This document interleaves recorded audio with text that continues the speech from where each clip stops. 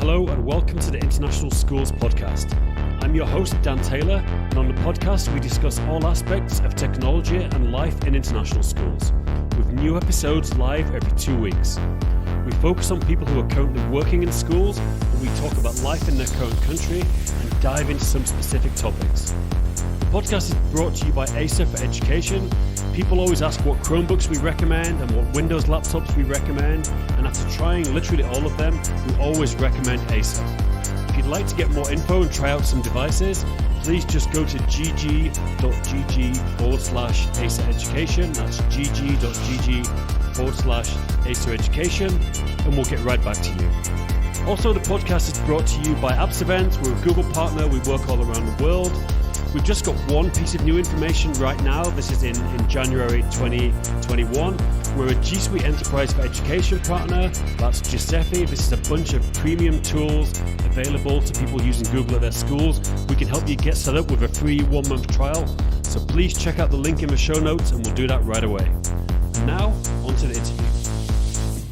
Good morning, and it's such a pleasure to be here with Nancy Squicciarni, who is a colleague, friend, and also somebody that has been very active working with different organizations during the pandemic on professional learning, the Virtual Learning Loft with ECIS chapters, etc. But I'm going to really turn it over to Nancy just to give us kind of, to our audience, a little overview of your professional journey.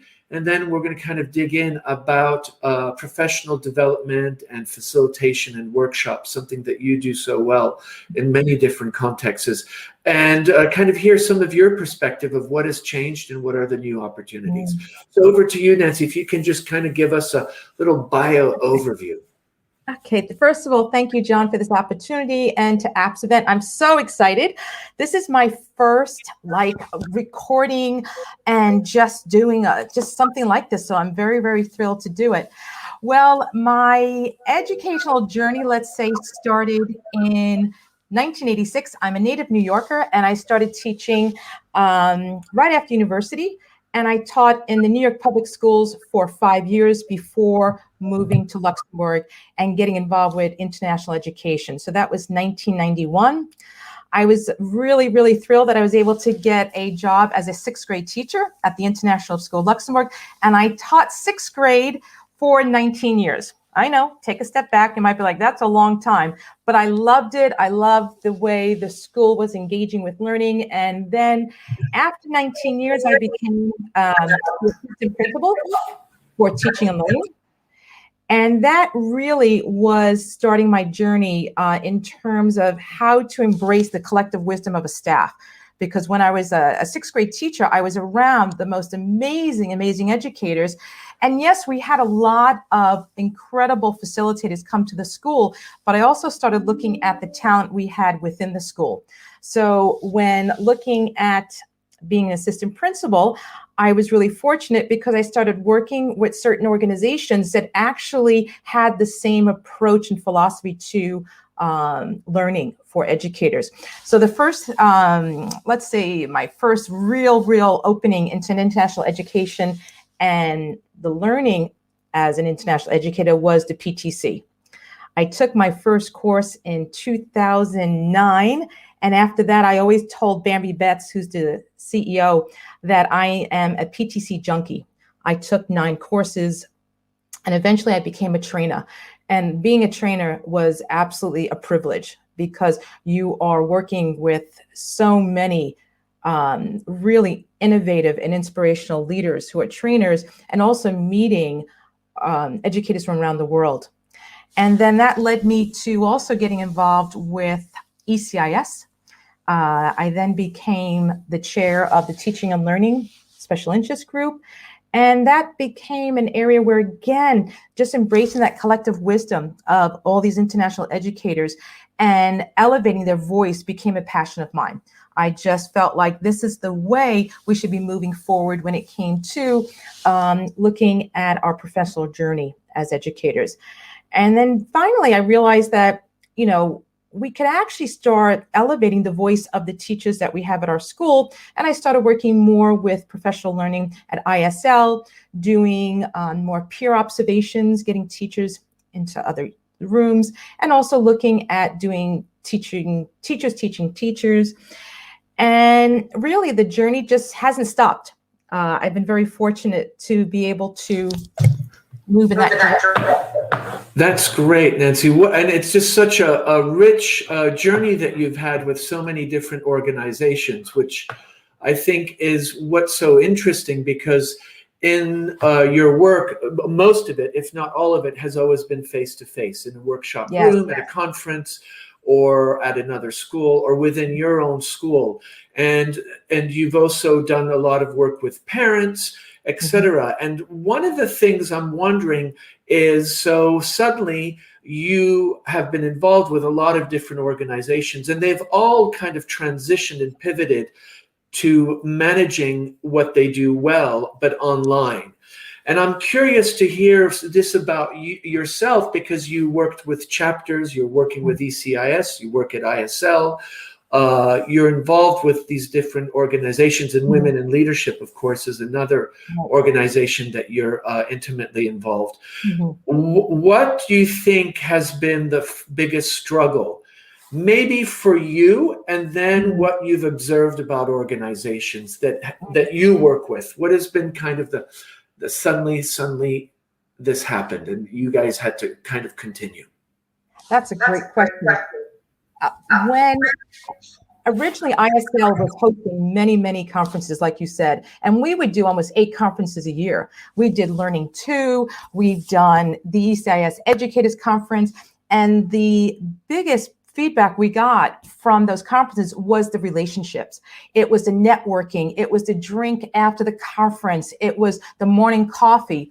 And one of the struggles of going virtual, and you've heard this on many other podcasts, is how do you keep those connections in a virtual context?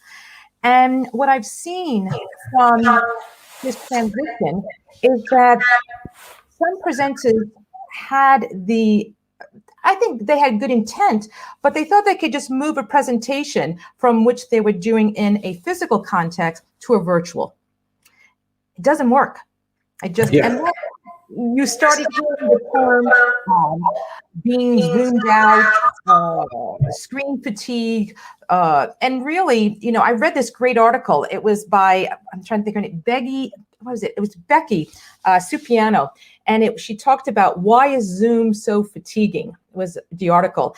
And I remember this quote she said. It said something like, it feels like a hollow impersonation of a face-to-face classroom.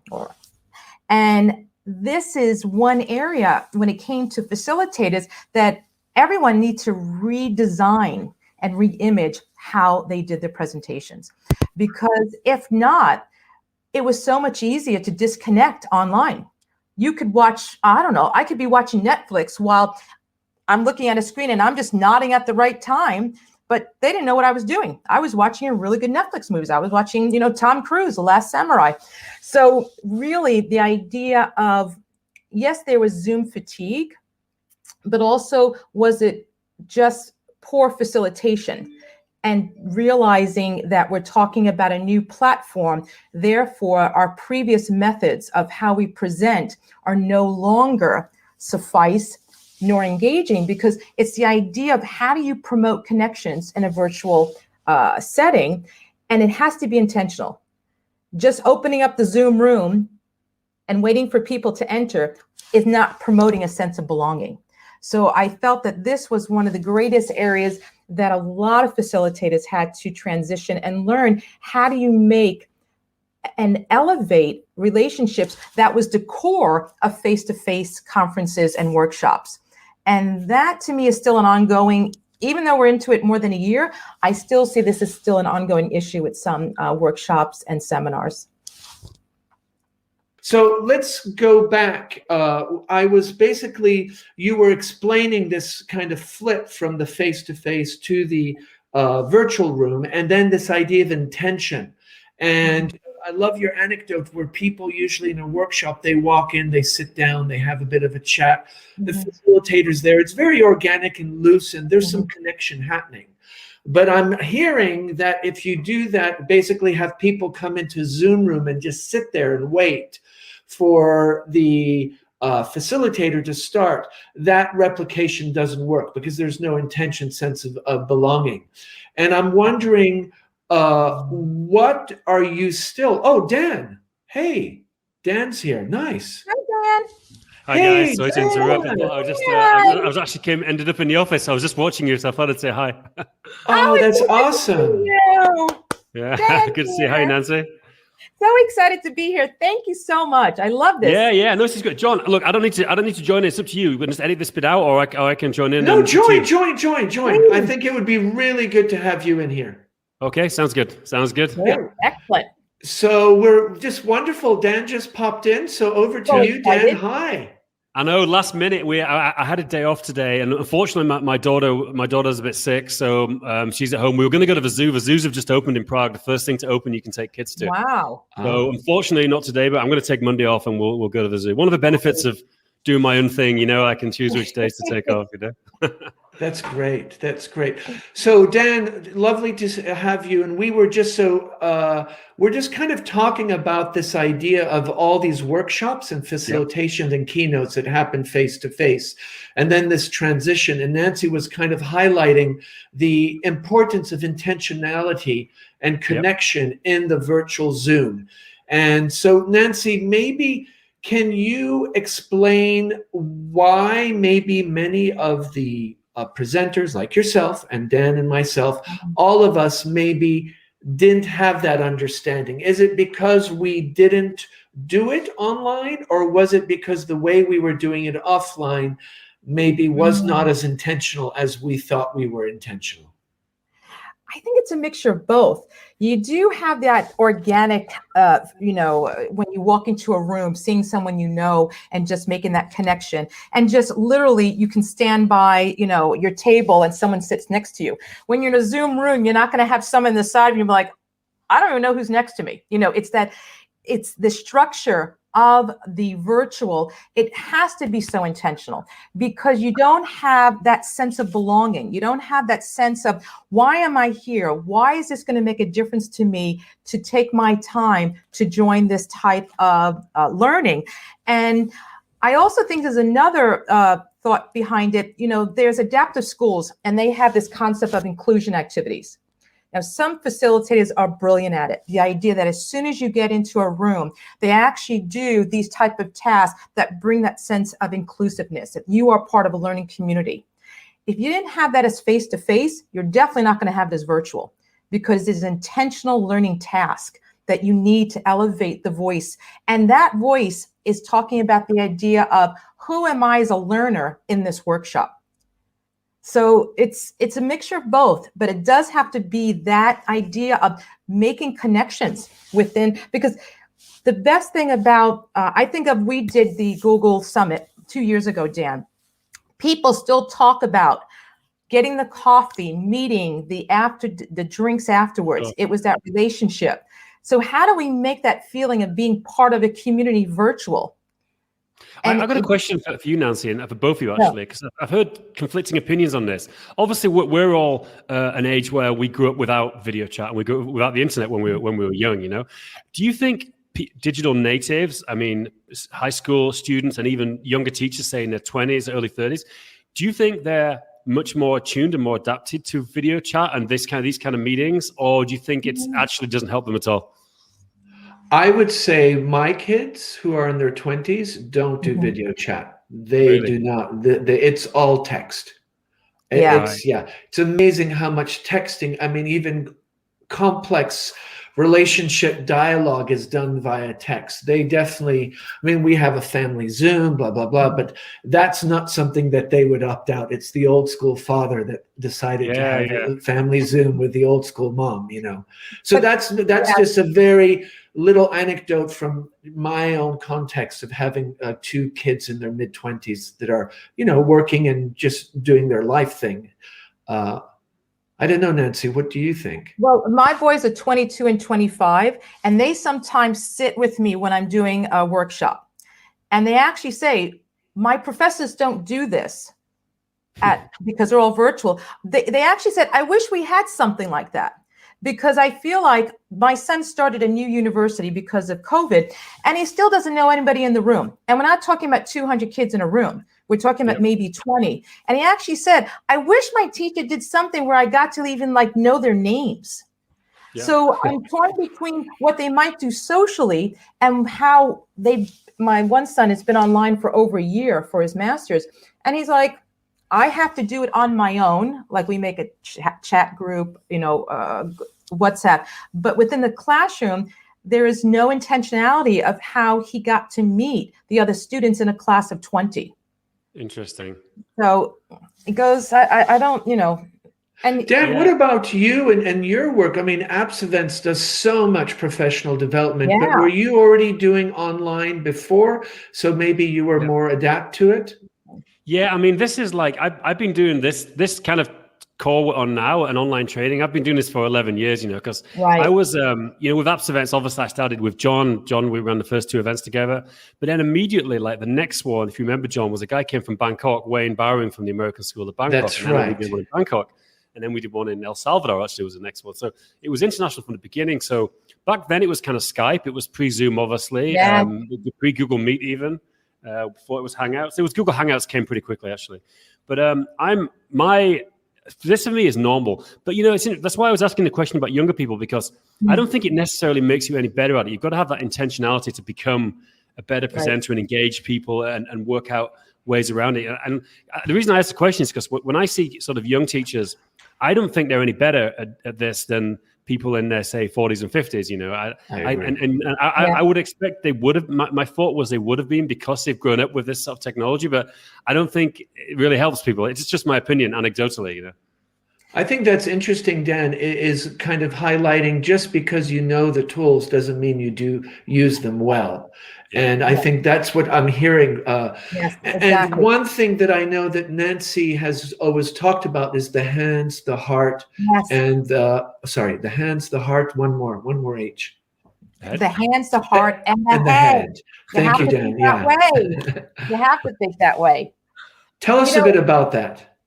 When looking, it's funny because I was just reading this article by, I think it's Mike Flynn in the current educational leadership. And he talked about, Dan, what you were saying, just the idea of sometimes the technology is what is scaring presenters in terms of, making a mistake, and that is then actually blocking them from moving forward to have their real presentation.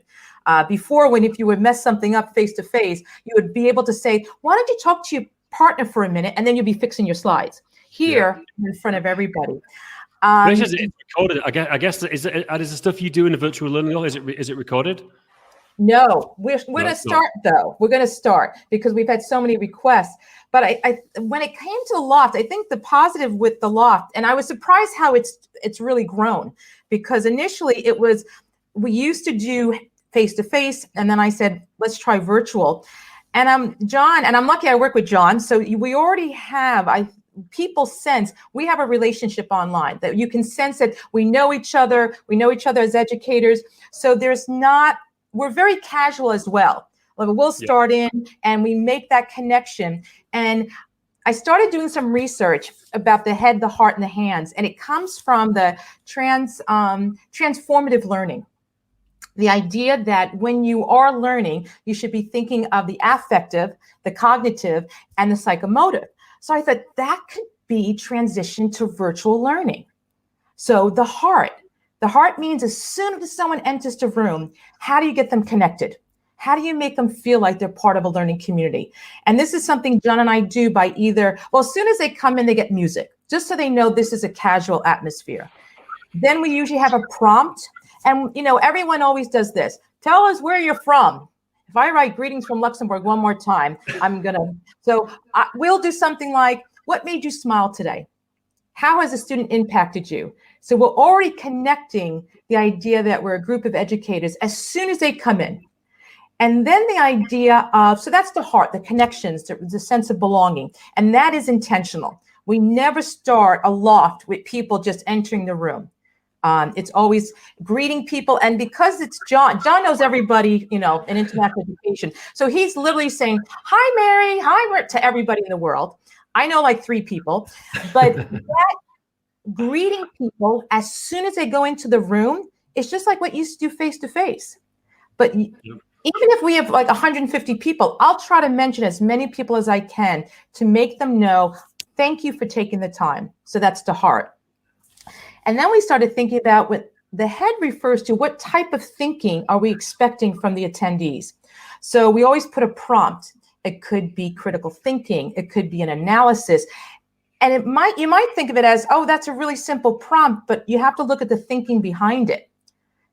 And then the last is, we talk about the hands, and most people think hands is the idea of doing physical movement, which is, we always do breakout rooms. We have the idea of that type of collaboration, but it's also, hands refers to engagement.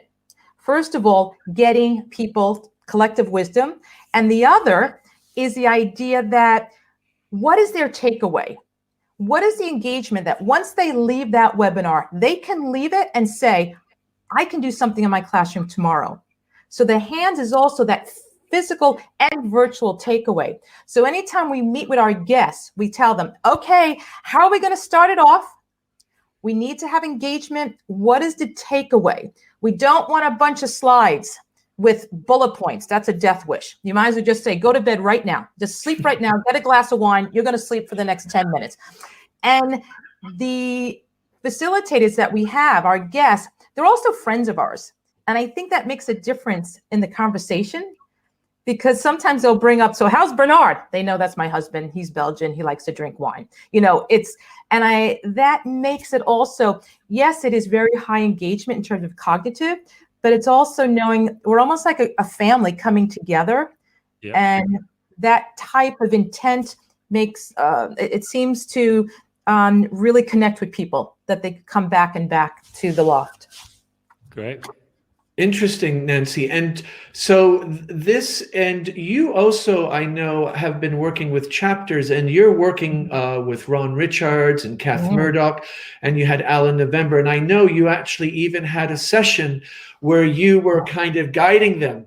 And I would love to hear a bit about, these are the big presenters on the workshop circuit. Kath Murdoch is famous for inquiry, Ron Richards with visible thinking. I think Trevor McKenzie might have been there. Right. And so what is somebody that is a big name presenter, big name workshop person that is hired by schools around the world, is constantly in a plane, and suddenly they can't do that anymore? What do you think are some of their learnings and some of their challenges that you've observed being a facilitator in those conversations with them? Well, if you were to go to the Chapters International Twitter account, you'll see a picture of all of us from that evening. First of all, it was an honor to facilitate. I was so nervous. So imagine, it's Ron, it's Kath Murdoch, it's Carol Ann Tomlinson, Jay McTighe, and I was like, now I all the know rock stars of education. And I was just like, and so there's 20 educators of that caliber there. And it was the most, I can't even begin, the language of how they were talking about their fears of, I don't want to say fears, but apprehension of redesigning what they've already done. And the best part is, these group of educators, I started this Google Doc and we started sharing. I mean, I'm getting advice from like Ron Richard, of how he transitioned from face-to-face, and they were all giving each other tips. I was so inspired. I already really respected all these educators in front of me, but here they are just sharing their best practices of how to get people engaged. How should we do different type of prompts? All different types of, should we use Jamboard? I'm like, definitely use Jamboard. That's the best thing. And we're talking, so they've all experienced it, but what I found so inspirational, they're all still learning. None of them said, I can take out my old PowerPoint and just put it back up again. Yeah, that's interesting. That was amazing. Yeah, and I think, definitely people of that caliber that have a large audience and are, respected and reputable in the sense that schools really see them as leaders in pedagogic thinking. Very likely you have to be a learner in this context currently. And I think, and I'd be curious to hear, Nancy, is this now easier to do than going back? So you do the meet and greets with the parents, the virtual learning lofts we've been talking about next year. Is it just easier doing it this way? And does it have as much power, or is it a combination of both? I foresee us doing a hybrid eventually, that for many schools financially, they might not be able to have the same resources to send 20 people to go on a different workshop. So I see the virtual continuing. I guess I'm looking at the different stakeholders. Parents, they've actually embraced the virtual. We have more parents going to our weekly meet and greet workshops than we ever did face-to-face. Parents are able to, they don't have to worry about getting daycare. That has been very successful. So we will continue with virtual parent workshop. In terms of educators, I still miss the drink afterwards. Sorry, I guess maybe I still miss that. I do. I mean, but as a host, I don't miss picking up the coffee cups, worrying about Post-it notes, the chart paper, the glue sticks. Someone needs all of a sudden, that I don't miss whatsoever. But I do miss when I'm not hosting. Oh, I just love seeing people. So I will continue as a hybrid. I believe we're not going to let go of virtual.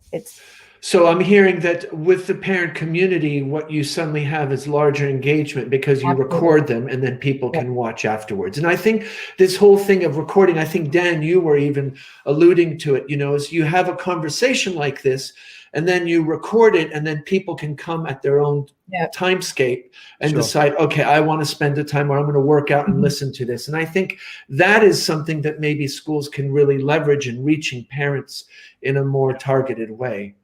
Dan, do you feel that are you already thinking about face-to-face again? Are you already planning it? You know what? We're doing a face-to-face event in the UK on Monday, believe it or not. Really? Wow. Really surprising. Tell us about it. Ben's doing it and he's got the visor, an internal event at a school. So yeah, I mean, we've got a conference scheduled in Bangkok for October. It's, we might, I think there's a good chance we'll have to cancel it, but we're thinking second half of the year to be running some in-person stuff.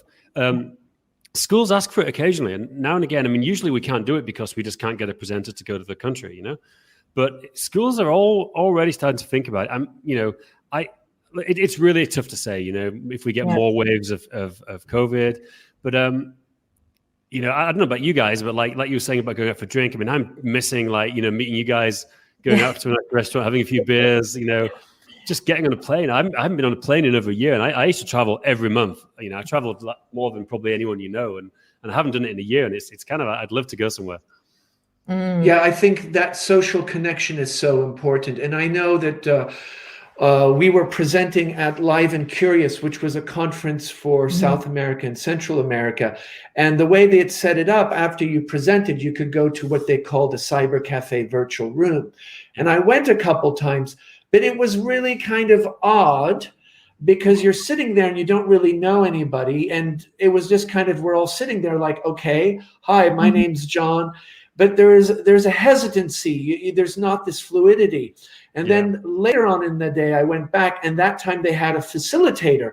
So as you came in, they greeted you, and then they had, share something that you learned today. And that immediately changed the dynamic. It wasn't as organic and social, but at least there was that connection.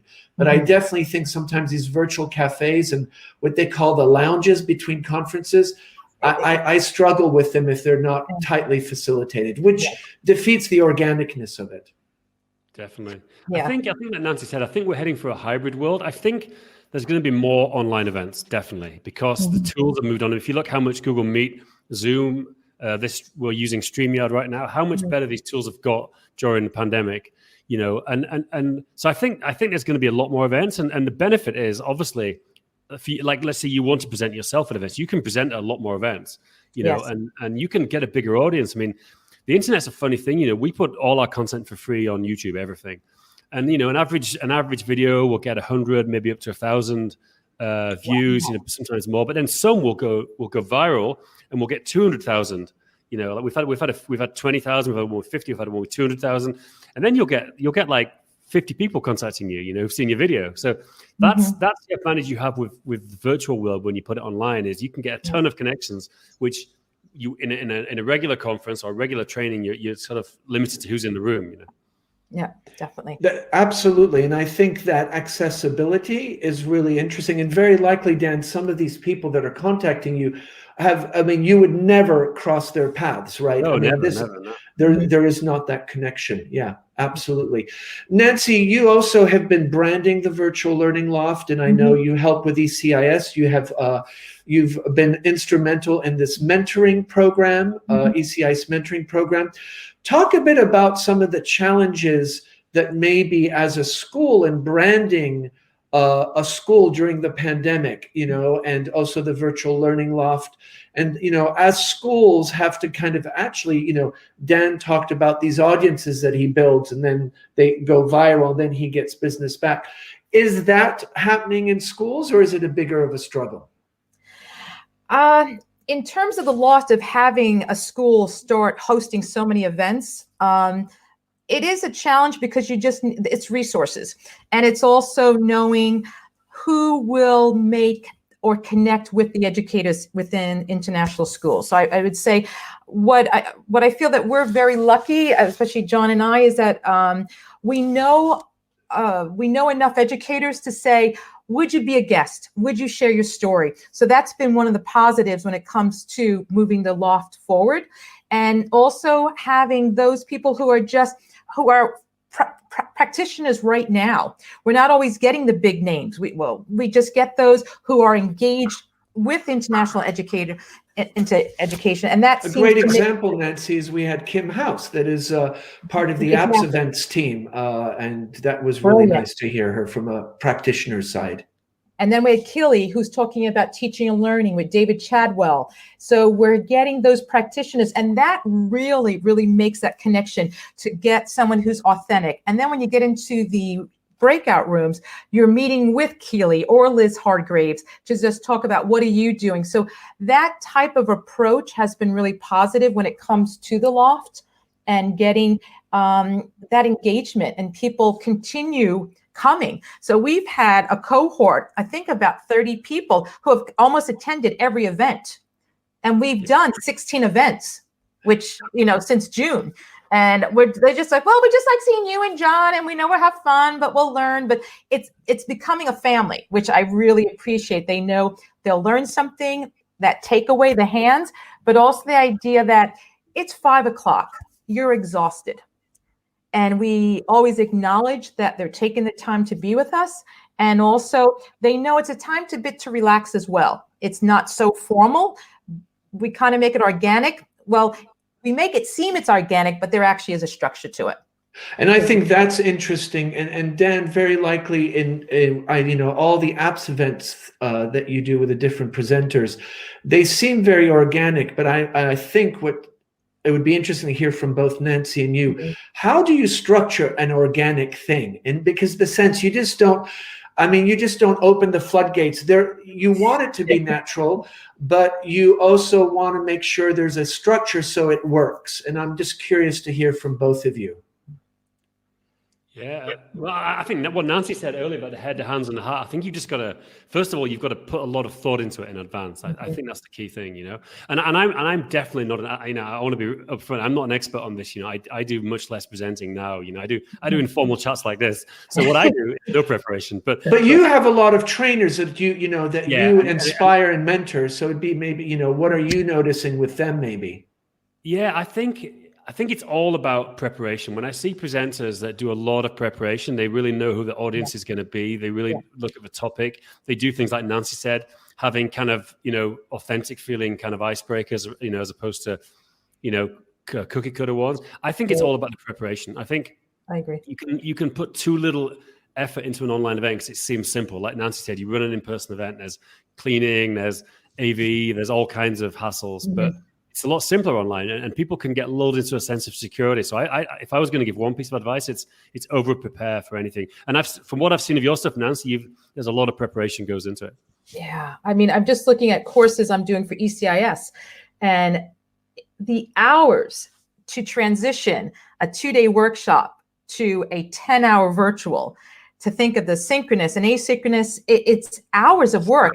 And people just don't realize, thinking of the transition. I always think of when I present 10-2, 10-2. You talk for 10 minutes, you check for understanding for 2 minutes. You can't just keep on waffling on. And I could talk for a wall for 20 minutes and have a great time. Like, how are you today? And I get no response. But it's just the idea of checking for understanding. How do you get that engagement? And as a virtual facilitator, you have to keep on learning. As John said, learn your tools. I just presented for ECIS and we used a Jamboard, and people were like, oh my God, this is amazing. I'm like, guys, here's a link. You can learn about it. Learning those tools for engagement is something the virtual facilitator has to elevate themselves on. Sorry, go ahead, Dan. No, go ahead. One technical thing which people don't talk about too much. I think most people don't put enough effort into their hardware setup. I mean, you can see now I've got this. It's actually not a very expensive mic, but it's a good quality one. I've got a ring light now. Because I'm doing this all the time. I'm on video chat, so I actually put some effort into having this, and I think it's worth it. And also, if I can just sit down, I press a button, I've got it all ready to go. It means that I'm a lot more relaxed when I do it. Absolutely. Look, Dan, my ring light. Yeah. My special. And people, you have to. I was at a conference once, and the person looked like they were in a cave. And I wanted to take a picture and say, listen, buddy, you look like you're in a cave right now. Like, it's almost, one thing I've told some people who are starting to present, record yourself on Zoom. Yeah. Check your pace. See, right now I'm a little dark behind me, so I should have my light on. But it's knowing, because if you don't take the to prepare, that tells your attendees, listen, or even watch your backgrounds. I saw someone who was in a professional context have like the beach of and I was like, totally inappropriate, Yeah. It's interesting. One thing that we definitely have. Nice light. Yeah. I need to put mine in. Okay, guys, enough about the light. It's like, look, my light's bigger than the other one.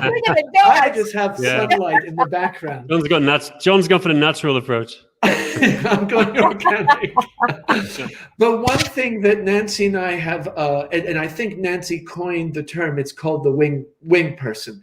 We do the loft together, not because, when Nancy's facilitating or I'm facilitating, she does the breakout rooms. She makes sure the power, the Google slide goes up. She makes sure the chat's going on. And we found with that and letting guests in and dealing with that has made it feel more organic and fluid. But we actually do it deliberately. We prepare that. And that's something that I found. The other thing that I've noticed now that I've been teaching some online courses and just finished one, and one of the feedback was they love the breakout room. So it's kind of you present for 5 to 6 minutes, 7-minute breakout room.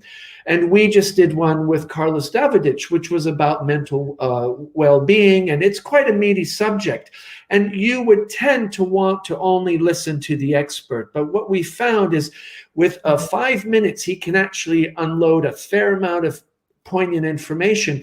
And then people had that 7 minutes together. And it's amazing how much they enjoy that breakout room. So I think having that structure and doing it with two is important. Having somebody help you in the background just for that Zoom stuff or Google Meet, whatever it is, I think that having a kind of a tech support person in that dynamic, we have found, and I have found, and other work really helpful. Yeah. I think it's essential, John. I think, great point. We always have someone like that. Even if we're doing a video chat with two of us, we have one person always in the background. I think it's huge. What I feel honored right now? I am John Mikton's tech support. Someplace, all right? Is this recorded? Everybody, I am John Mikton's tech support. So I've been elevated, and the wingman is from, Top Gun, by the way. You know Top Gun, Tom Cruise, the wingman. Of course, we got to have a wingman. If not, that's where, and also it's just good to get some feedback while people in the breakout room. Should I speak slower? What did you think? How is this? It's just nice to get that feedback in between the session, during the session when people are in a breakout room. Nancy, I know time's running out, but one thing that you have been helping at our school, and I know many other schools in Zug and have been getting, and in Prague, I know kids, virtual kind of sessions with kids. And I know you ran one for diversity. There's been one about racism. And I'm just curious, are you noticing now schools leveraging this with their own students more? I mean, are you seeing more student agency because of this platform and they don't have to fly in to have a diversity conversation with other kids? I think Dan brought this up of how suddenly you're reaching a greater audience because it's recorded and you have people that are contacting you that maybe you've never would be able to before. That is definitely happening with the students elevating their voice via Zoom with topics that are passionate to them. And what schools have been doing, for example, we did diversity, we did LGBT, is that we have schools getting the link and they're showing it to their entire classes. So we're getting classes connected with classes on topics with the chat. And what I think what is the most inspirational is this is totally kid run. It's really, there's a group of kids who do it, and they're the ones who are facilitating. They're the ones who are doing the chat. They're the ones who are doing all the introductions. And seeing their confidence build, that I find one of the most positive impacts of now us doing these type of events with students virtually. What I found interesting was the meatiness of the topics they picked. Racism, and bring your teachers in, this LGBT, diversity, and emotional well-being. It's interesting that the high comfort level that they have to get an audience and they're getting their teachers in the room. I'm not sure as educators we're having those meaty conversations sometimes. It's very kind of under the lens of pedagogy and education. And I just think really, I've been in a couple of those rooms and I've just been blown away. People literally coming out and saying, this is actually what's happening to me and I'm being honest, and very powerful.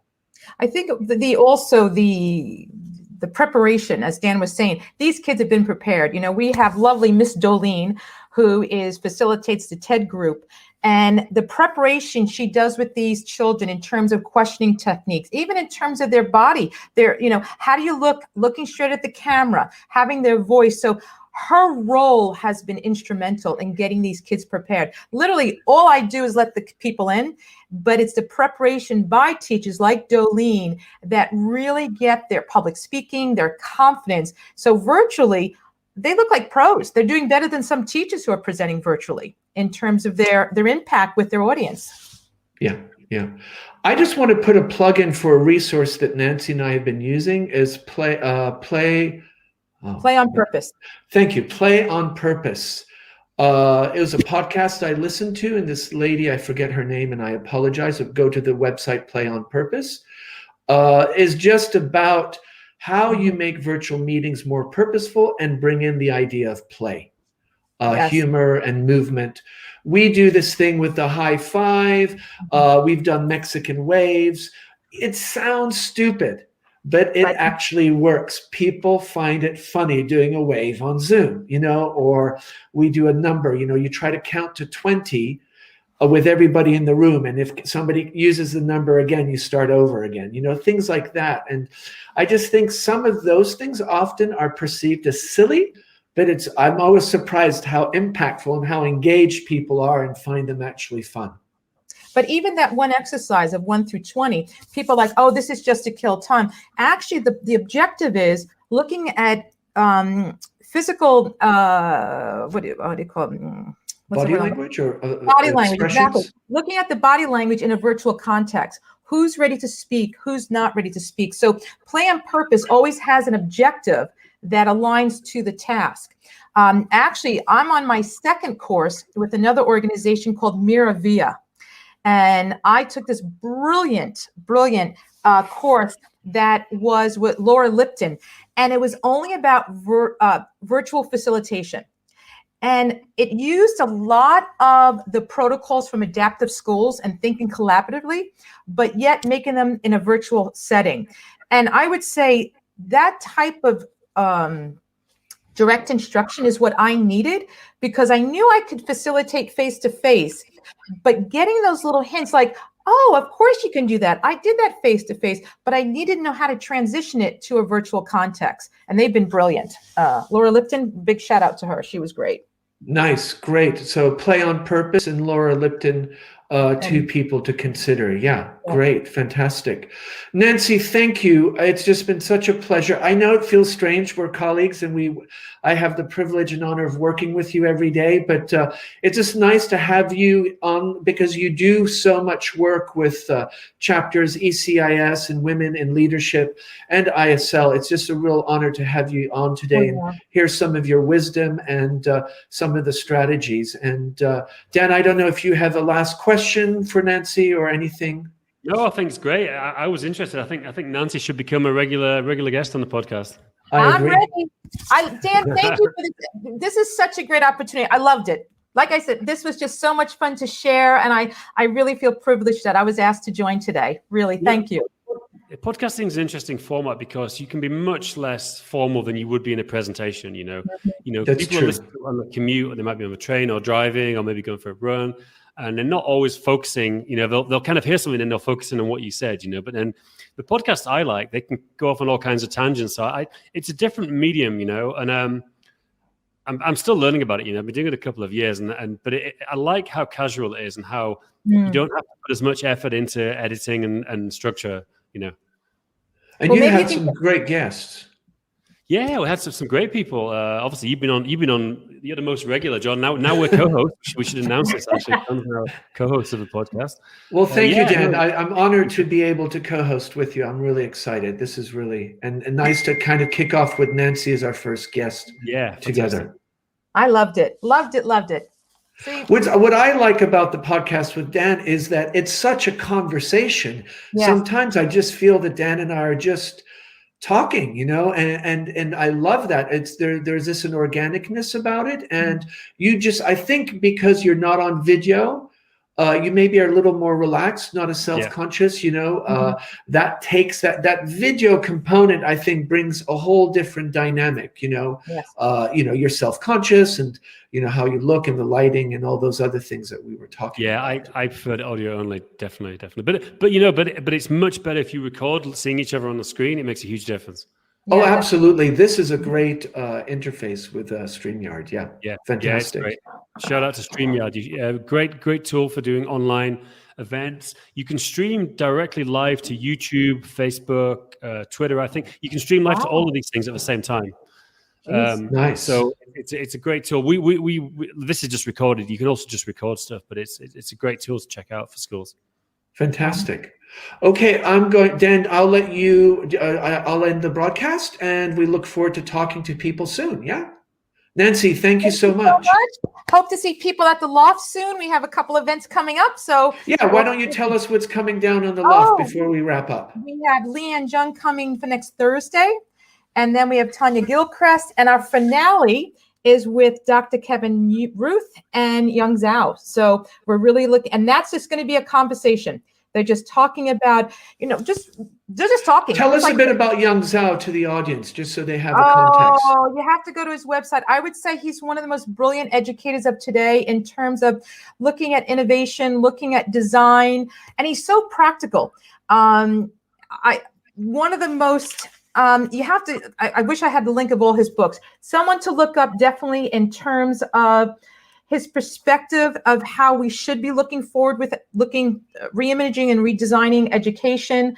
And besides that, when I first heard about him, I read, I think 4 of his books already. And I was so nervous to meet him.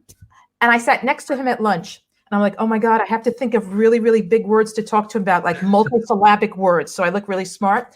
The most down-to-earth gentleman in the world, talking about his kids, so kind. And I was like, oh my God, you're wonderful. So You're human. You're human. You're not this like major man who writes these books that I adore. You're like amazing. So it was a great. Great. So Virtual Learning Loft, definitely 3 big dates there. Fantastic.